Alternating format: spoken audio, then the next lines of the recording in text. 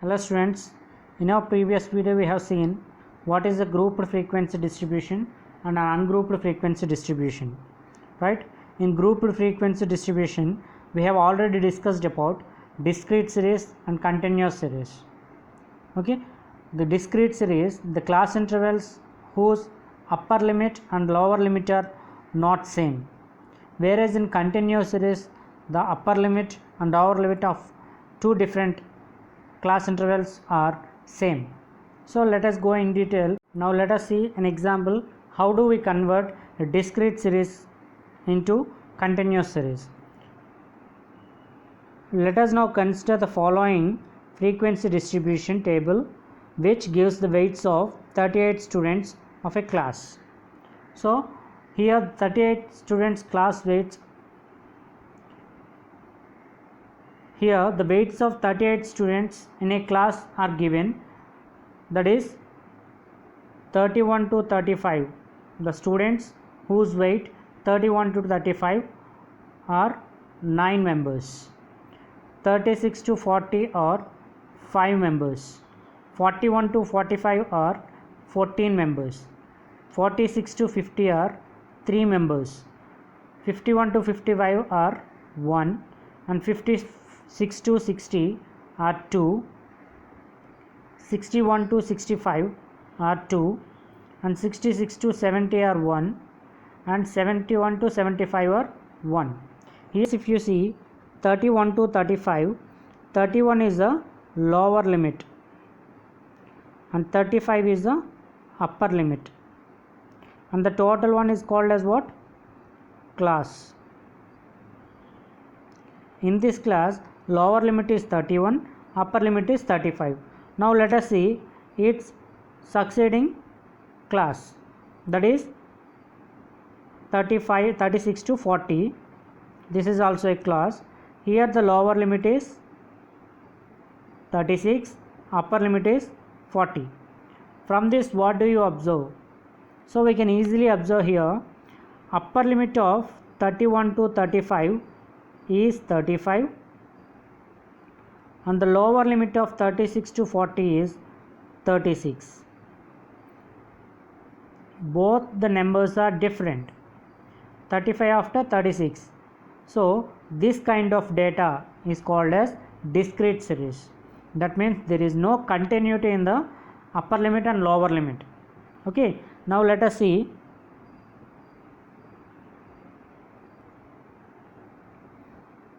Here the upper limit is 35, here the lower limit is 36. Both are not equal. Again, here upper limit is 40, here lower limit is 41. Both are not equal. 45, 46 not equal. Again 50, 51 not equal. In the same way, if you see the continuous pattern here, the upper limit and lower limit are not same. This kind of data is called as discrete series.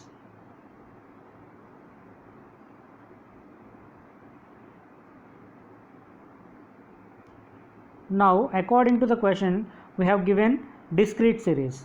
Now we have to convert this discrete series to continuous series. Now if two new students weights are 35.5 kg and 40.5 kg. Here we don't have 35.5 kg and 40.5 kg. So how can we add them? Whether we have to add this in 31 to 35 class or 36 to 40 class. So there is a confusion where to add this 35.5 in these two classes. In the same way, if you see 40.5 kg, we have a confusion where this is to be added, either 36.5, either 36 to 40 or 41 to 45. There is a confusion that where to add this 40.5. So to avoid that confusion, we have to convert this discrete series to continuous series. Now if two students of weights 35.5 kg and 40.5 kg are admitted in this class, we cannot add them in the ones ending with 35 or 40, nor to the following ones, or in this class, in any of these classes, because there is no decimal value in the given series. This is because there are gaps in between the upper and lower limits of the two consecutive classes. So we need to divide the class intervals so that the upper limit and lower limit of consecutive class intervals are same. We have to make that class intervals same. This process is nothing but converting a discrete series to continuous series. Okay. Now let us see how to convert this. So I am explaining once again why this is to be taken. Okay.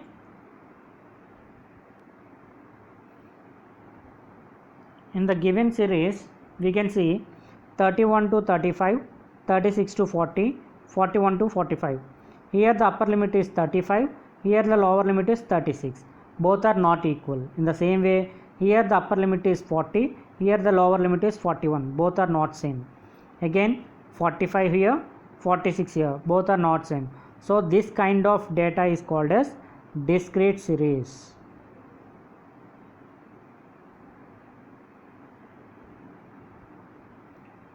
Now there is a question, why to convert this discrete series to continuous series. So let us suppose two more students added and their weights are recorded as 35.5 kg and 40.5 kg. Now as we know that some students weights are from 31 to 35, we have taken that 9 students in the class of 31 to 35. And we know some students weights are like 36 to 40, we have taken those 5 students in the class of 36 to 40. Now we know that the students weights are 35.5 and 40.5. How can we take that? Because take that in these classes, because there is no point value, decimal values in the given class intervals. So to avoid this confusion, we are converting this discrete series to continuous series. Okay, let us see how to convert this discrete series to continuous series.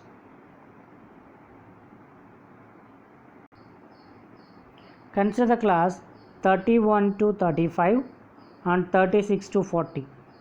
We have taken two different classes to understand the concept clearly. Okay, the upper limit of 31 to 35 is 35. Now the lower limit of 36 to 40 is 36. Now how much difference both the class limits are having? Here in the previous class the upper limit is 35 and the succeeding class the lower limit is 36. That is 36 minus 35 is 1. That means there is a gap of 1. Okay. Now to convert this discrete series to continuous series, we have to divide this difference with 2, because we are taking two limits here, lower limit, upper limit. So we have to divide it with 2. That is half of the difference, that is 1 by 2 equal to 0.5. Now the class intervals formed from 31 to 35 is, for the first one we have to subtract. Here 31 is the lower limit of first class. 31 minus 0.5 will gives us 30.5. Now the upper limit 35 plus 0.5, that is 35.5. Similarly, in new class formed are 36 minus 0.5 will gives us 35.5. 40 plus 0.5 we are getting 40.5. Now let us see how this total discrete series class intervals, class limits has been changed. Now the first class here is 31 to 35. This is changed to 30.5 to 35.5. Again 36 to 40 is changed to 35.5 to 40.5. In the same way, 41 changed to 40.5 and 45 changed to 45.5. That means from the first limit we are subtracting 0.5, and for the next limit, that is upper limit, we are adding that 0.5. We are taking 0.5 from the lower limit and we are adding that 0.5 to the upper limit. That's all. So this process continues. Then we'll see, if you observe,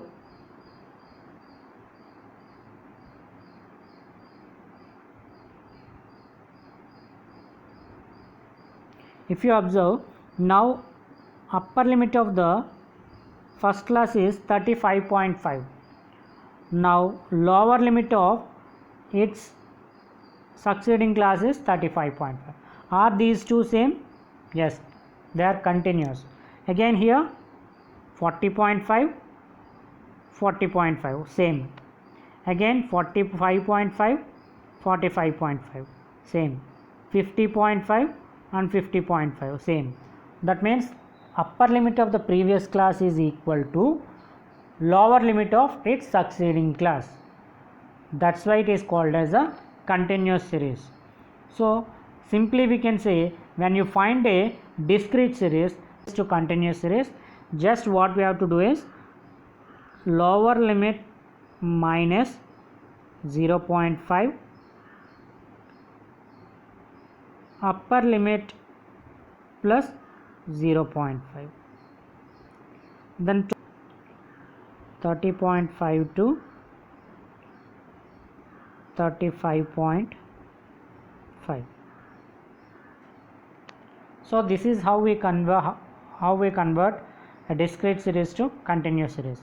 Now in the same way, by directly we can say here 30.5 to 35.5. For the second one, 35.5 to 40.5, 40.5 to 45.5, 45.5 to 50.5, 50.5 to 55.5, 55.5 to 60.5, 60.5 to 65.5, 65.5 to 70.5, 70.5 to 75.5.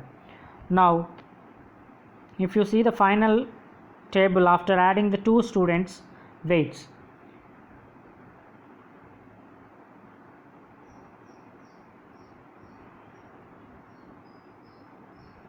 after adding, see here where we have added this 35.5 and 40.5, where we have added these two weights here. 35.5 is added in this class and 40.5 is added in this class.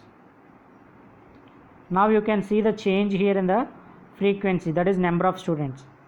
Here we have 5, after adding it changed to 6.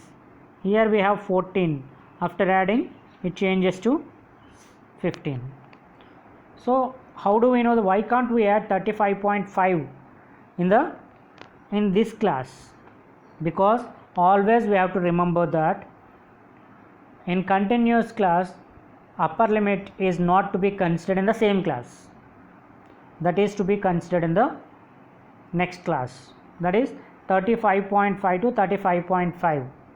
So here 35.5 weight should not be added into the first class. This should be added to the next class, its succeeding class, that is 35.5 to 40.5. Again, for example, if 40.5 is given, then it should not be added to the same class, that is 35.5 to 40.5. It should be added in next class, that is 40.5 to and 45.5. Let us suppose if the weight is given 55.5. Now tell me whether it is to be added in this class or in this class, because here 55.5 is upper limit of this class, it should not be counted in this one.